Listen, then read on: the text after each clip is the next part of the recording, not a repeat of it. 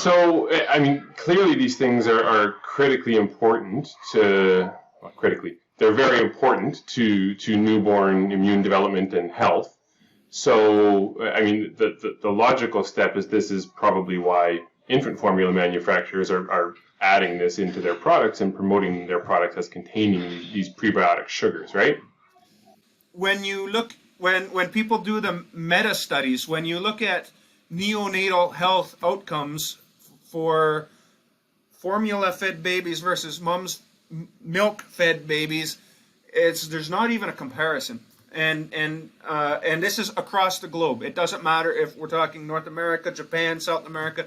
It seems like the health outcomes are equally poor no matter where you look.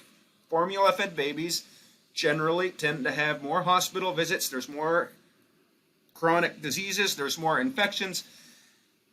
And the question is, why is that? Why?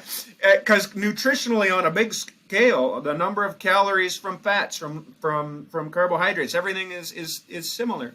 There are two major differences between mom's milk and a formula. The first one is maternal antibodies. Where a mammal, a woman, or a cow, or whatever, they secrete antibodies that fight off infections right in the milk, and this is a source of passive immunity for the newborn.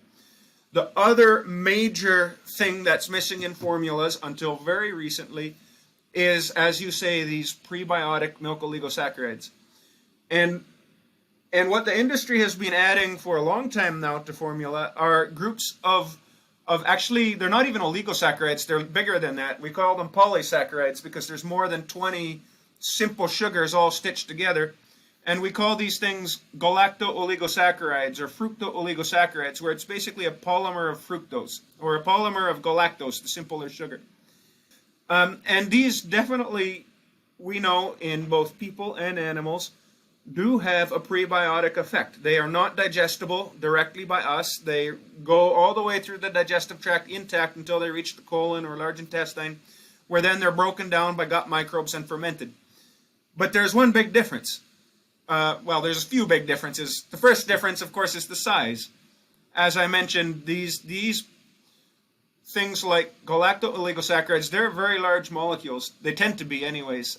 Much higher degree of polymerization than the milk oligos we find in mom's milk. And secondly, there's only one type of sugar in there, just one. And they don't actually chemically resemble any of the lining of the gut. We never find on the mucus lining the gut anything that resembles a fructo-oligosaccharide or a galacto-oligosaccharide. So clearly there are functions assignable to milk oligosaccharides that we have failed to replicate with the common industrially used prebiotics so far exploited, I guess, by the infant formula industry, which has prompted the industry to do some very reasonable things, in my opinion. One is there are now manufacturers of infant formulas that add actual human milk oligosaccharides to the milk. So now there is, for instance, a flavor of Similac that is marketed that says it contains the immune-boosting human milk oligosaccharide known as 2-fucosylactose. That is undoubtedly the case. This is an immune-boosting human milk oligosaccharide. It probably does a lot more than that. And they make it recombinantly. My interest in this, or my emerging interest in this, is to find not ways to use genetically modified microbes or enzymes to make these human milk oligosaccharides, but to see if we cannot actually concentrate these from other milk sources, like waste dairy or excess milk or the leftovers from the cheese manufacturing process, for example. So these are actually very rich in carbohydrates because, of course, the cheese manufacturing process takes the fat and the protein out of the milk. What we're left with is the carbohydrate, which I think could be a very valuable source of potential prebiotics for nutritional purposes.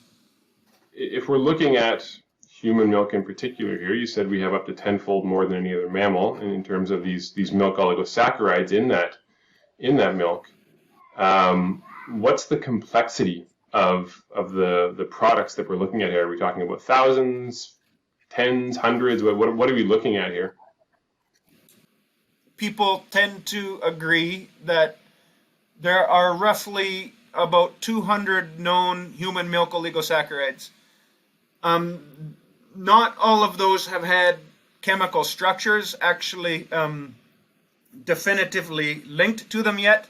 It's just, we could say that we have evidence using the analytical tools currently at our disposal for up to 200 unique things in human milk. What is the potential to be there? Well, that's a really good question. I can tell you right now, the literature also says that there's about, depending on who you read, between 50 and 60 oligosaccharides of these complex carbohydrates found in cow milk, depending on the breed and depending on the number of lactations that animal has had already. I can tell you right now, we have a paper that's been accepted with minor revisions in food chemistry, and we provide putative evidence using mass spectrometry for 175 milk oligosaccharides in cow milk.